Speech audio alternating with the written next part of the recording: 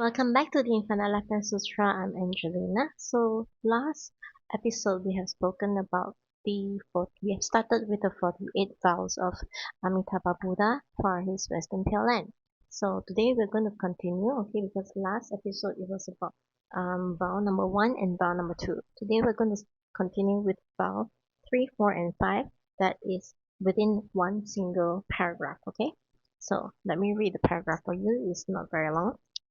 我作佛时，十方世界所有众生，令神我刹，皆具自摩真金色身，32种大丈夫相，端正精洁，即同一类。若形貌差别有好处者，不取正觉。So there are actually three vows in this one. Okay, literal translation to this it says that when I become a Buddha, so all of the people, okay, all of the beings that come to my Pure Land world, okay, from any of the 10 directions. That means it does not matter from which Buddha land that you come from. If you come to my Pure Land, then you will have a golden hue body. Okay, look at this poster over here. Okay, so Amitabha Buddha is golden hue in color. Okay, and then you will also be endowed with exactly the same looks. So if you worship this Amitabha Buddha looking like this, when you go to his Pure Land, you will look exactly like him also. And the exactly like him is like the 32 traits of best looks.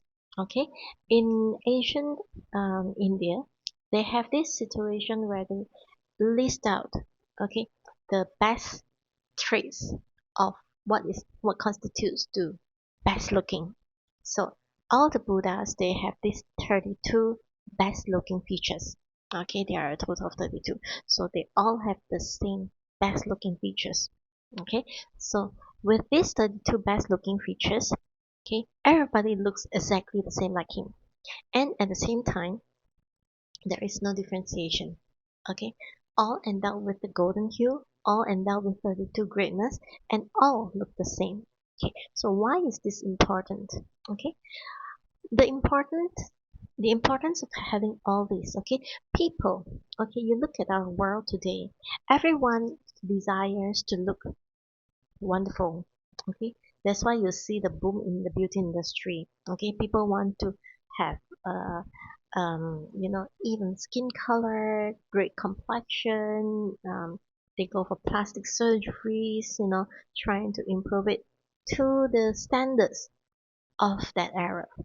Okay, if it is in the past era, okay, for example, in China, in the past, beauty means the person is voluptuous, okay, it's not like skinny thin, okay, there has to be volume in the body so that there is this looks of prosperity, okay, there is this saying that there is not a single prosperous person that is thin like a stick.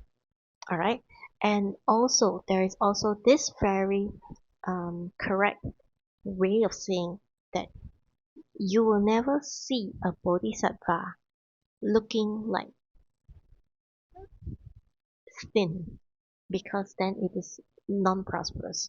Okay, so with this in mind, okay, with this ideal in mind, a lot of people in the past, all right, they, like for example in China, they have the four great beauties. All four great beauties are said to be voluptuous. Okay, and then when you look at certain cultures, okay, certain cultures, especially the Asian ones, the more voluptuous a person is, then it is defined by even more beauty. And even for men, okay, for men itself, there are certain characteristics. Like for example, the man has to be of a tall build, of a big build, okay, has to look strong, has to look healthy. So, like whatever facial features there are, depending on the culture. But in all, okay, everyone desires to look wonderful. Everyone desires for beauty. Everyone wants to look the best. Okay, most beautiful. If you were to look into the mirror, Okay, when you wake up in the morning. I have had one ex-colleague before who will every day she will whip up the mirror, even at work. Okay, whip up the mirror and then think to herself, I look so beautiful. Okay, but that is her desire, her version. Okay, is she very beautiful? I'll say that it's not the kind that can win in any beauty contest, but it's complete. Okay, with eyes, with ears, mouth, nose. Okay, it is complete. So, um, for me, as long as she looks human, okay, that is already a perfection on its own. But you can get what I mean. Everyone wants to have that kind of perfection. That's why you see there are um, Botox industry, plastic surgery industry, okay, that whitening industry, okay. For a while, when they thought that being tan looks great, so they have tanning oil, they have tanning saloons just to have that tan look. When in fact they can just step out into the sun and make sure that they don't damage themselves. But they will go for a tanning salon because they want that even color tanning. Even for that they want it to be to a degree of perfection that they think is that standard. Okay, and then there's also that time when there were those who will do all kinds of things. Like for example, thinning hair is a sign of aging. Thinning hair is also due to things like stress, due to hormones, due to your genetics, right? But a lot of people, they will think that, especially when they come to middle age, when they lose hair due to stress and a lot of other factors like the lifestyle, the food that you eat, the liquid that you use on your head, right? Shampoo. There are a lot of factors involved, but when they lose hair, they get really agitated. Okay, they think that it is something wrong, so that's why they are willing to spend thousands, okay, tens of thousands to replant hair. To the wig industry is growing, and plant hair planting, and then also some of those um the kind of make a powder black color where they say that, like, you see, like, over here, when if I were to have this patch, well, actually it's a natural patch, right? But they will just have it so that it looks like natural hair that is dark in color, so that it will look good on pictures and things like this. So there are a lot of things going on in the beauty industry because people want to look good. And knowing that Amitabha Buddha gives two greatest gifts. Okay, one is your body is of a golden hue. Okay, when we look at aura, okay, pictures of aura, those aura pictures, those that when you see red color or purple color or blue color or green or yellow, that kind of pictures, um, they are the energy fields that you emit. Okay, but one thing, when your energy field is so pure, okay, and it actually shows a high level of that kind of innocence, the kind of purity that is not adulterated by anything at all. The color is not necessarily white. Okay, the color is actually a golden hue. If you look at all the pictures of the Amitabhas, of all the other Buddhas, okay, they always draw like one circle. It looks like the moon, okay, but actually it is not a moon. It is to show the light emitting from them, from their head especially. Okay, so this Amitabha Buddha, the entire body is a golden hue. Okay, so in all praise to Amitabha Buddha, one of the phrase is that Amituofo Shen Jing Se, the body is gold in color. So you will know, okay, the hue is gold. Okay, so you can argue that in Tibetan, okay, Amitabha Buddha is drawn among the five great Buddhas, as someone wearing the red robe. The robe can be of any color. Okay, the robe can be red, but the body is a golden hue. It emits gold light. So when you want to, at the end of your life, right, there are people asking what's the difference between the real Amitabha Buddha coming to get you from the lotus, from the Pure Land with your lotus seed, compared to a devil, okay, a demon, pretending to be Amitabha Buddha. There is a distinct difference, that is, the emittance of this bright golden light cannot be copied by the devils, okay, by the evil ones. The light that they emit, okay, the evil ones, the light that they emit are piercing, and okay, it is not comfortable to the eye. It feels as if it is um too glaring, right? Like blinding. Okay, it is not a comfortable, soft, warm hue. Okay, the Amitabha light is not going to hurt your eye. It won't hurt your sight when you look at it. You can look at it directly. Okay, not like you're looking at the sun. Okay, you can look at it directly, and it does not hurt you. Okay, it is golden hue, and doesn't is it doesn't drag your eyes. Okay, it is not excessively bright. It's not even like that. Even when the Buddhas emit the lights excessively, okay, in the Amitabha in Sanalakhan Sutra, for example, Ananda, Venerable Ananda, remember at the first phase of this Dhamma talk, we have said that Venerable Ananda noticed that Sakyamuni Buddha's light is emitting brighter than usual. Okay, so even if the emitting light is brighter than usual, it is not blinding. Okay, it's still bright and it feels like warm. Okay, it feels like daylight. Okay, but it is not exactly daylight as long as it does not pierce like some spotlights during a dark night. Okay, so it is a soothing one that makes you feel calm, makes you feel very comfortable. Okay, but if it is something that makes you feel excited, okay, something that makes you feel like your heart is jumping with full of full of anticipation, that kind of excitement, then it is not the real one. Okay, if you see Amitabha Buddha with the lotus seed on his hand, and the light that he emits is a soft one, a calming one, one where your heart won't be beating like it is so excited. Okay, that is the one. Okay, and the evil ones are hard to copy his hue. Okay, so there is that difference. And if you are a newbie, then of course, if you don't have that faith, you can't tell the difference. But if you are always thinking of Amitabha Buddha, you have that faith in Amitabha Buddha, you will be able to recognize the moment he comes to you. Okay, that is the magic of it all. You can't explain the science. You cannot.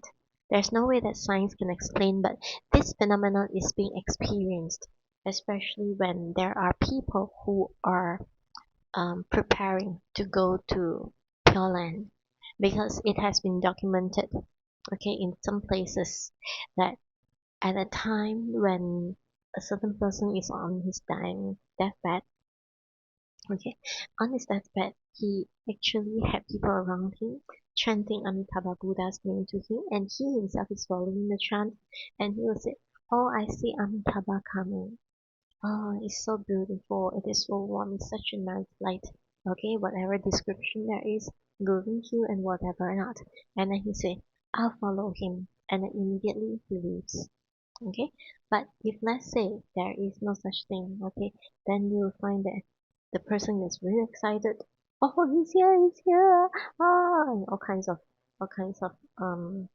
unrealistic reaction to seeing Amitabha Buddha. Okay, and in fact, a lot of people reported that they can smell the fragrance of lotus as if it's really fragrant flower. Okay, smells fragrant, and it fills the entire area. Okay, so some people even can see Amitabha Buddha on the huge lotus seed coming over with it. In his hand got a lotus flower, okay, for the dying person to step on.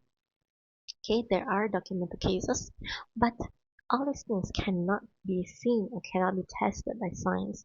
You can't just put scientific equipment at everybody's deathbed, right? And if a lot of times even those who know that Amitabha Buddha is coming to collect them, they know beforehand, okay, that Amitabha Buddha will be coming. Okay, the scenario that I was explaining earlier could be somebody who already know, so he invited a host of people to come over to witness, to be witness with him.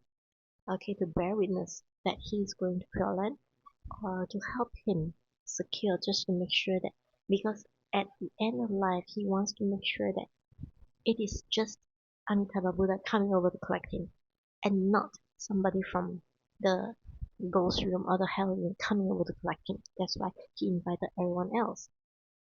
Or there is the instance where the sick was already in bed and those people around him are the ones who took the initiative to chant, so that he can follow the chanting along with them and call Amitabha Buddha to come and collect him. Yes, that can happen. Okay, so there is no need to worry. Okay, but these kind of cases are pretty rare because not everyone will know how to do this. Okay, what is this? Give me a moment, please. Oh, okay. Alright, so let me continue. It's just a parcel coming over. Okay, so that one's with the golden hue and the 32 greatness. Okay, the beauty of it. The 32 greatness is not like our pop culture greatness. Okay, our pop culture is talking about sexy eyes. Okay, foxy chick, whatever. Okay, but it has its own standards. Okay, it's like, for example, something that I remember is like the Sakyamuni Buddha's tongue can be very long, that can touch through his forehead. Okay, but he has accumulated aeons of merits of telling the truth. That's why his tongue is so long that it can touch his forehead. Okay, cover his forehead. So there are this kind of signs. Okay, there are a lot of um wonderful signs of how people are. Okay, so if a person has a long tongue, okay, I don't know if modern times you will still see people with tongue that can touch their forehead, because too many people lie these days, right? But this is one of the characteristics out of the 32 characteristics. Okay, so um, it is that kind of perfection, is that kind of uh, beauty that comes out because of the perfection of certain qualities. Okay, so each quality will show a distinct feature, physical feature, and everyone will have the same. Everyone, as long as you step into Amitabha Buddha's room, even if you are born in the animal room, when you step up there, you will gain the exact same look as him. Okay, or maybe it could be, oops, give me a moment, please. Okay, sorry, got a call just now. So now we continue. Okay, just now we were talking about the beauty, we were talking about the radiant or the golden hue. Now we are going to talk about the third one. That is, everyone looks exactly the same as Amitabha Buddha himself. Okay, why is this important? These days, people have, if you look around us, there is jealousy. People are jealous about wealth. People are jealous. Even the most mundane people are jealous about how other people look.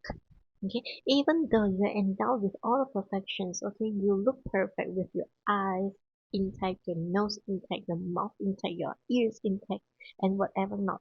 Okay, you can be really tall, or you can be really athletic figure and whatnot, but you will still compare yourself to someone else that you think is better than you are.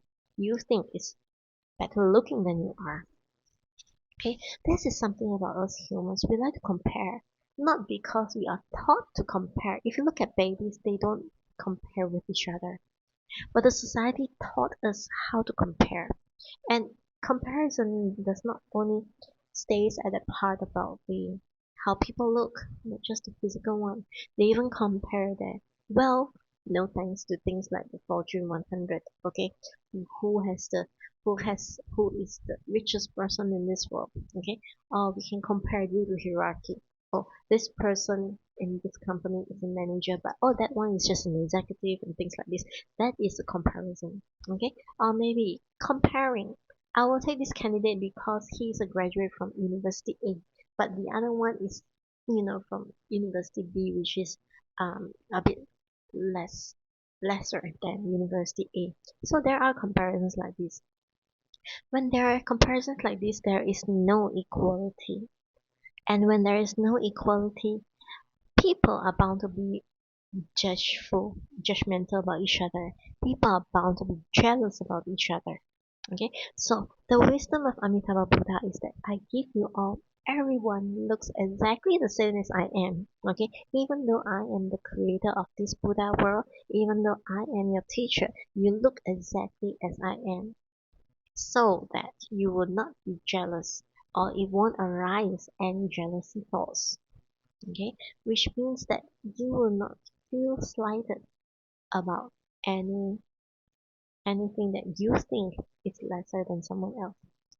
Some people, when for example, if you were to look at me, okay, some people they were like, oh, she has big eyes, and then when I make videos, oh, she has one eye big and one eye small, okay, and then when they look at, when they look at some Korean actor, okay, the one in Squid Game, he also has one eye big and one eye small.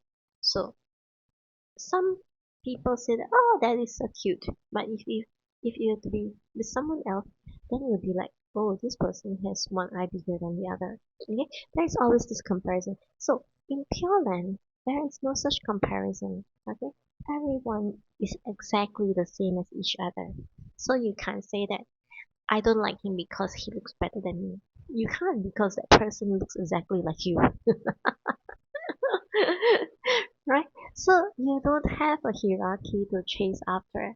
All you have to do in Western Pure Land is that in Amitabha Sukhavati Pure Land is that you just go there and strive. Your physical outlook already look exactly like Amitabha Buddha. All you have to do is to become the Buddha himself, right? So you are capable of becoming a Buddha. So don't let all this jealousy become a hurdle to your achievements. So this is why he has created a situation where everybody is exactly the same, right? So when everybody is exactly the same, your only focus is to become the better version of yourself until you reach Buddhahood. Okay, so this is a vow that Amitabha Buddha had also said. If this vow cannot be fulfilled, I will not become a Buddha. But today, he is already a Buddha in Sukhavati, in his own Pure Land, which means this vow is also already fulfilled. So if you were to see Master Ching Kong, okay, Master Ching Kong, he has already gone over to Pure Land to be with Amitabha Buddha because that was his wish, his vow for his entire lifetime. He has been talking about the Infinite Lifetime Sutra and he has been sharing Infinite Lifetime Sutra with only one aim in mind. He wants to go to Sukhavati to be with Amitabha in his Pure Land. So, Jing Kong Master, okay, if you see him in Pure Land now, he looks exactly like Amitabha Buddha, except that if you have already known, okay, you or you yourself has stepped into Amitabha's Pure Land, when you see Master Jinko, you see his physique is exactly the same as Amitabha Buddha, but you know, oh, in while you were in this Sakyamuni Buddha world, you were Master Jinkong. Okay, so you will be able to automatically know. Okay, but he looks exactly the same as Amitabha Buddha. And if you have already reached Amitabha Buddha's pure line, you look exactly like Master Shingon, who looks exactly like Amitabha Buddha. Okay, no distinction. Everybody looks exactly the same in Sukrati. Okay, so if today is already like the 25th minutes, okay, I'm not going to go too far into the next one because the next one will require some lengthy explanation as well. So today we will stop at vow number 5, okay. These three they combine the golden hue looks exactly the same, okay, and with that all the 32 great qualities of the basics. Alright, so we'll continue in our next Dhamma talk in another day. Thank you very much. Continue chanting Amituofo. Bye bye.